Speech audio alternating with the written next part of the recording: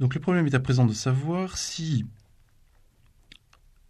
sans la vérité mentale, ou du moins indépendamment de la vérité mentale, la vérité verbale peut être quelque chose d'autonome. Pour cela, il faut donc comprendre ce que Locke veut dire lorsqu'il dit que la vérité verbale est de deux espèces, ou purement verbale et frivole, ou bien réelle et instructive. Il me semble que par purement verbal et frivole, Locke n'entend pas désigner le fait du psittacisme ou des mots rien que des mots, parce que ce n'est pas là, à proprement parler, une vérité. C'est de la fiction, ou de l'erreur, mais ce n'est pas de la vérité. Donc par vérité purement verbale et frivole, il entend plutôt les propositions analytiques, c'est-à-dire les tautologies, ce que nous trouvons dans le sens commun sous la forme du truisme. C'est une porte peut-être ou ouverte ou fermée. Pas une grande découverte. Autrement dit, c'est ce dont l'analyse du concept me donne immédiatement la connaissance. Par là, je ne fais pas avancer la connaissance. Autrement dit, cette connaissance n'est pas instructive. Vous voyez, c'est là le deuxième aspect d'une vérité verbale qui présente de l'intérêt. Être réel, c'est-à-dire bien porté sur les choses, et être instructive, c'est-à-dire m'apprendre des choses auxquelles elle se réfère, quelque chose que je ne sais pas spontanément. Donc il semblerait bien que quelque chose soit ajouté à la vérité mentale par la vérité verbale, outre la formulation, donc la capacité d'être communiqué. Il y a également le fait de rajouter, d'être instructive quant au concept. Mais je ne crois pas que ce soit là l'interprétation la plus correcte de cette phrase. Je crois bien plutôt qu'il faut encore une fois prendre bonne mesure de la dimension polémique du propos de Locke. Vérité purement verbale et frivole, ce sont des mots très forts pour condamner une glose infinie qui ne nous apprend, somme toute, rien. À partir de ce moment-là, par vérité réelle et instructive, Locke désigne simplement ce que nous appelons à proprement parler la connaissance, c'est-à-dire le fait de connaître quelque chose, de faire progresser le savoir. Autrement dit, le premier niveau de la vérité verbale est en quelque sorte un niveau négatif. C'est un niveau dont Locke tient compte pour condamner les gens qui ne font que développer des analyses tautologiques de concepts, et pour donc valoriser la véritable recherche d'une connaissance qui progresse. Voilà donc pour ce paragraphe 6. Passons au suivant. Mais peut-être qu'on aura encore ici le même scrupule à l'égard de la vérité qu'on a eu touchant la connaissance, et qu'on m'objectera que si la vérité n'est autre chose qu'une conjonction ou séparation de mots formant des propositions, selon que les idées qu'ils signifient conviennent ou disconviennent dans l'esprit des hommes, la connaissance de la vérité n'est pas une chose si estimable qu'on se l'imagine ordinairement, puisqu'à ce compte, elle ne renferme autre chose qu'une conformité entre des mots et des productions chimériques du cerveau des hommes. Car qui ignore de quelle notion bizarre est remplie la tête de je ne sais combien de personnes, et quelles étranges idées peuvent se former dans le cerveau de tous les hommes. Mais si nous nous en tenons là, il s'en suivra que par cette règle, nous ne connaissons la vérité de quoi que ce soit, et d'un monde visionnaire, et cela en consultant nos propres imaginations, et que nous ne découvrons point de vérité qui ne convienne aussi bien aux harpies et aux centaures qu'aux hommes et aux chevaux. Car les idées des centaures et autres semblables chimères peuvent se trouver dans notre cerveau, et il doit y avoir une convenance ou disconvenance tout aussi bien que les idées des êtres réels, et par conséquent, on peut former d'aussi véritables propositions sur leur sujet que sur des idées des choses réellement existantes, de sorte que cette proposition « tous les centaures sont des animaux » sera aussi véritable que celle-ci « tous les hommes sont des animaux ». Et la certitude de l'une sera aussi grande que celle de l'autre. Car, dans ces deux propositions, les mots sont joints ensemble selon la convenance que les idées ont dans notre esprit, la convenance de l'idée d'animal avec celle de centaure étant aussi claire et aussi visible dans l'esprit que la convenance de l'idée d'animal avec celle d'homme.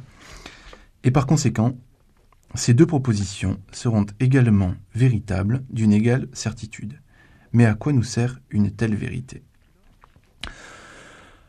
Locke aborde là un autre aspect de ce qu'il a pu désigner par vérité verbale, purement verbale et frivole. Le problème est en fait le suivant. Donc l'objection qui lui est faite repose sur les arguments suivants. Si les mots formant les propositions verbales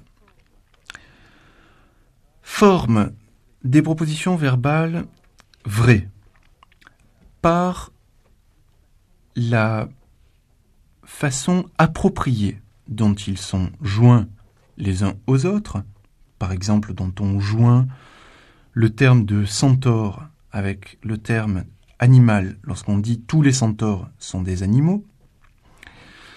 Donc si la vérité consiste dans ce type de jonction, il faut qu'il y ait un rapport entre ces mots et les idées. Or, j'ai bien, d'une part, l'idée de l'animal, d'autre part, l'idée du centaure. L'idée du centaure, je la forge en prenant le corps d'un cheval et le buste d'un humain. Et à partir de ce moment-là, je peux dire tous les centaures sont des animaux. Le problème étant que les centaures n'existent pas. Les centaures sont des chimères. Donc, il semblerait que l'on puisse forger des propositions verbales vraies, tous les centaures sont des animaux, par recomposition des propositions mentales qui paraissent elles aussi vraies, puisque je pars d'un élément qui m'est donné dans le réel, un buste d'humain, et d'un autre élément, un corps de cheval, pour le recomposer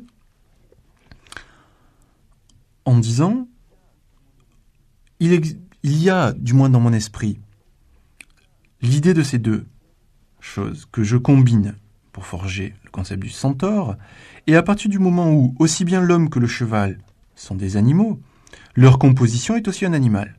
À partir de ce moment-là, il peut sembler que je sois légitimé à dire que tous les centaures sont des animaux. Mais évidemment, je rencontre inévitablement l'écueil que le centaure n'existant pas, il ne peut pas être un animal, puisqu'il est une chimère. Il n'est que le produit de bon esprit. Donc comment est-ce que Locke va pouvoir répondre à cet argument ? Cela apparaît dans le paragraphe 8, mais si nous y réfléchissons, nous avons déjà tous les éléments qui permettent de réfuter cette objection. Lisons à présent le paragraphe 8. Quoique ce qui a été dit dans le chapitre précédent pour distinguer la connaissance réelle d'avec l'imaginaire, puis suffire ici à dissiper ce doute et à faire discerner la vérité réelle de celle qui n'est que chimérique, ou si vous voulez, purement nominale, ces deux distinctions étant établies sur le même fondement, il ne sera pourtant pas inutile de faire encore remarquer, dans cet endroit, que, quoique nos mots ne signifient autre chose que nos idées, cependant, comme ils sont destinés à signifier des choses, la vérité qu'ils contiennent, lorsqu'ils viennent à former des propositions, ne saurait être que verbale, quand ils désignent dans l'esprit des idées qui ne conviennent point avec la réalité des choses. C'est pourquoi la vérité, aussi bien que la connaissance, peut être fort bien distinguée en verbale et réelle, celle-là étant seulement verbale, où les termes sont joints selon la convenance ou la disconvenance des idées qu'ils signifient, sans considérer si nos idées sont telles qu'elles existent ou peuvent exister dans la nature. Mais au contraire, les propositions renferment une vérité réelle lorsque les signes dont elles sont composées sont joints selon que nos idées conviennent et que ces idées sont telles que nous les connaissons capables d'exister dans la nature, ce que nous pouvons connaître à l'égard des substances qu'en sachant que telles substances ont existé.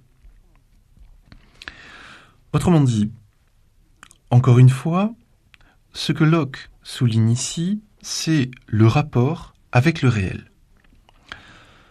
Je peux bien forger des vérités verbales qui est un rapport doublement médiatisé avec le réel.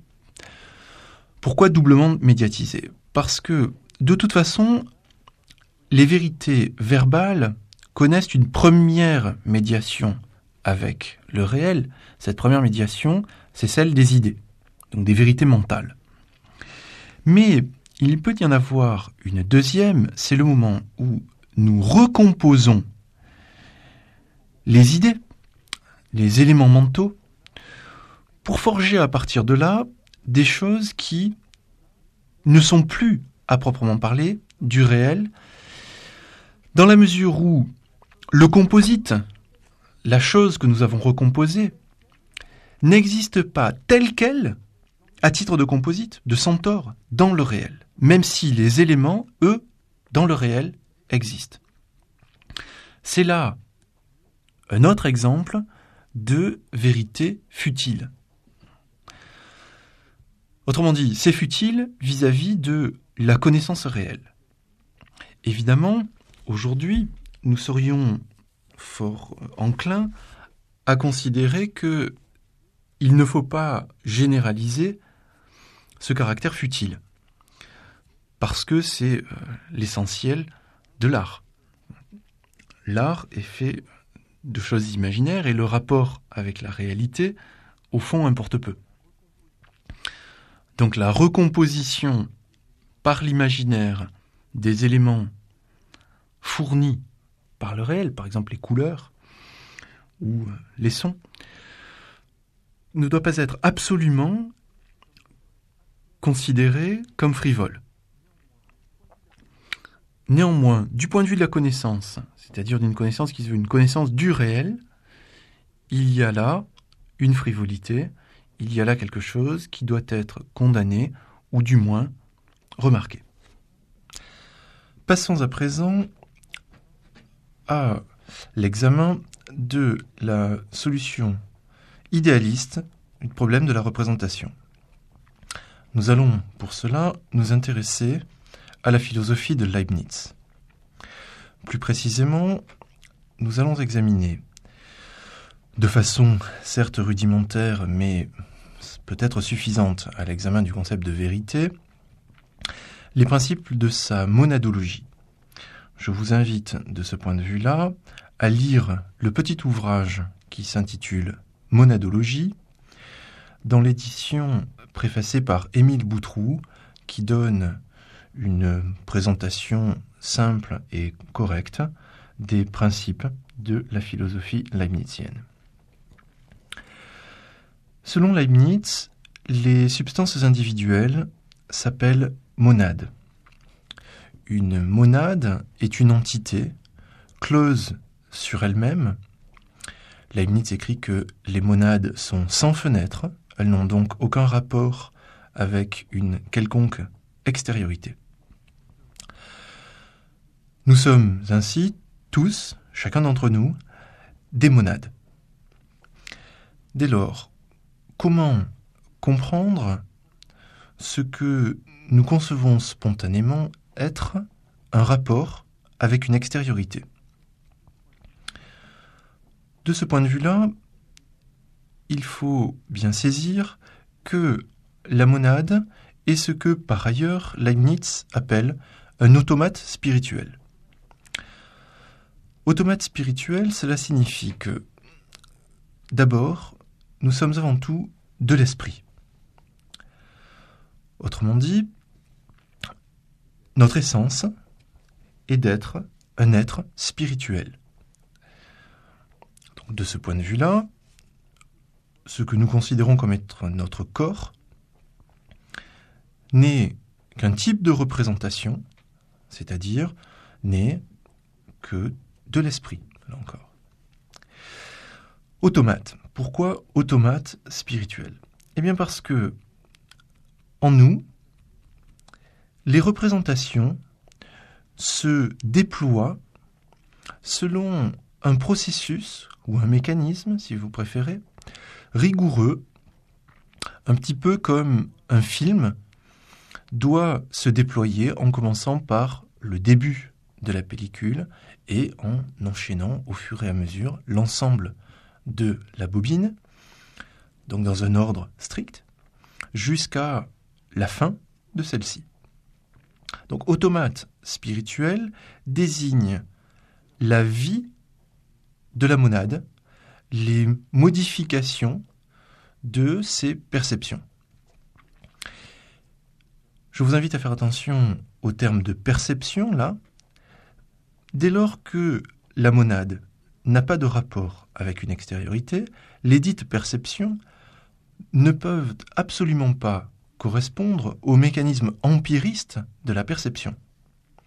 Donc la perception, et plus précisément son contenu, doit être produit de façon interne par la monade. Autrement dit, tout du moins en un premier temps, la production étant interne à la monade, l'automate trouve en lui-même son principe de mouvement. Il est automoteur, si vous voulez. Ses perceptions, c'est-à-dire le mouvement interne de ses pensées, trouvent en lui-même le principe de son déroulement. Pour reprendre une autre métaphore, les perceptions se déploient dans la monade de façon autonome et à partir d'elle-même. Pour essayer de rendre intuitivement cette métaphore de l'automate spirituel, c'est un petit peu comme si l'individu était totalement clos sur lui-même et comme si le film de sa vie se déroulait en lui comme une sorte de production autonome. Pour le dire autrement, c'est comme s'il n'y avait pas de différence entre la veille et le rêve. Comme si notre état éveillé, ce que nous nommons d'habitude nos perceptions, que nous voyons du monde, comme si tout cela, donc, n'était pas différent en nature de ce qui se passe lorsque nous dormons et que nous sommes en grande partie coupés du monde extérieur. Donc la monade est une entité close, un automate spirituel qui produit de façon idéale la nature de l'idée, idéale si vous préférez, qui produit de façon idéale l'ensemble de ces événements intellectuels, pourrait-on dire, de ce qui se passe en elle, elle-même étant spirituelle, intellectuelle. Évidemment, le premier problème qui se pose qui réfléchit au problème de l'adéquation avec une extériorité, c'est comment se fait-il alors, si chaque monade est bien enfermée en elle-même, comment se fait-il que nous puissions communiquer ? Autrement dit, comment s'établissent les rapports avec d'autres monades ? S'il est vrai que c'est dans ces rapports que nous faisons, en général, l'expérience de l'erreur. C'est pas, nous disons « le ciel est bleu », notre voisin dit « non, le ciel est gris ». D'où discussion et vérification. Comment, là, avons-nous accès au ciel et à la réalité d'autrui si le ciel et autrui ne sont jamais que des éléments de notre rêve? C'est là qu'il faut faire intervenir un automate spirituel supérieur, un automate spirituel global, et qui est en fait bien plus qu'un automate, nous verrons pourquoi plus loin, et qui est ce que Leibniz appelle l'harmonie préétablie. Qu'est-ce que l'harmonie préétablie ? C'est le système général qui permet que toutes les monades, bien qu'étant absolument indépendantes selon un rapport extérieur, réel, donc en n'ayant jamais aucun rapport extérieur réel avec aucune altérité, qu'il s'agisse d'une chose ou d'une personne, donc les monades sont en quelque sorte, pour reprendre une métaphore de Leibniz, comme des montres qui auraient été réglées dès le départ sur la même heure et qui, étant parfaites, marqueront toujours la même heure sans que jamais on ait à nouveau à les accorder l'une avec l'autre. Autrement dit, si la monade qu'est autrui aperçoit la même chose que moi, mais d'un point de vue différent, nous verrons que cela est important, c'est parce que en elle,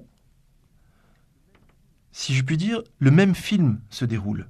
Donc, des monades qui communiquent entre elles voient le même film, si on peut continuer à filer cette métaphore, encore que d'un point de vue différent.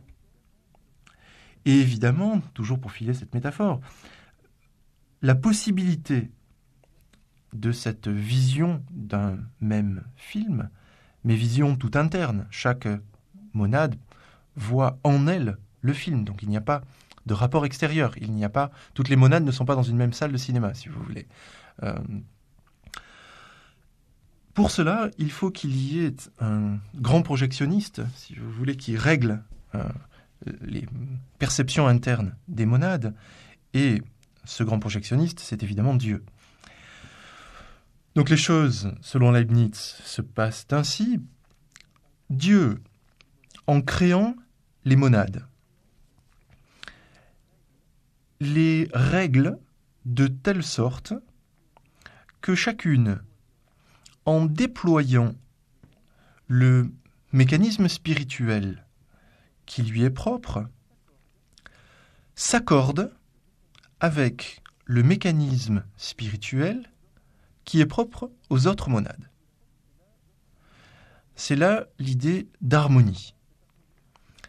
Cette harmonie, donc, c'est la compossibilité, le fait que toutes les visions des monades soient possibles ensemble et s'accordent pour que, lorsque nous rencontrons une autre monade, sans qu'il y ait de rapport extérieur avec elle, il y a néanmoins un accord, une harmonie entre les deux. Donc chacune aperçoit en elle-même, dans le film de ses représentations, la monade qui, de fait, se trouve face à elle, mais pourtant sans jamais avoir le moindre rapport réel extérieur avec cette monade. Donc c'est là l'idée d'harmonie. Cette harmonie est préétablie parce qu'elle résulte d'un calcul divin. C'est-à-dire que Dieu, un entendement infini, a, au départ, à l'origine de l'univers, calculé l'ensemble des mondes possibles et, au sein de ces mondes possibles, a choisi le meilleur. Le meilleur doit ici s'entendre au sens à la fois mathématique, c'est là le premier sens et le plus important, donc il calcule le meilleur au sens mathématique de ces mondes, le plus riche, si vous voulez, le plus riche en détermination ontologique, le plus riche du point de vue de l'être. Et le plus riche du point de vue de l'être, c'est également le plus riche du point de vue moral. Donc le meilleur s'entend aussi bien en un sens théorique, mathématique, qu'en un sens moral. Dieu calcule donc l'ensemble des possibles. Au sein de ces possibles, il choisit le meilleur et le fait advenir à l'existence. Cela fait, les monades qui constituent cet univers vont déployer dans le temps ce que Dieu a calculé au départ. Donc l'harmonie est préétablie en ce sens que Dieu en a prévu le déploiement, le déroulement complet. Ainsi, chaque élément qui, dans une monade, adviendra à sa conscience, aura été prévu par Dieu, et dans la mesure où c'est l'ensemble du possible qui a été calculé, si a été prévue une rencontre avec une autre monade, sans que pour autant nous ayons un rapport réel extérieur avec cette monade, nous la percevrons et elle nous percevra, cela de façon interne et idéale.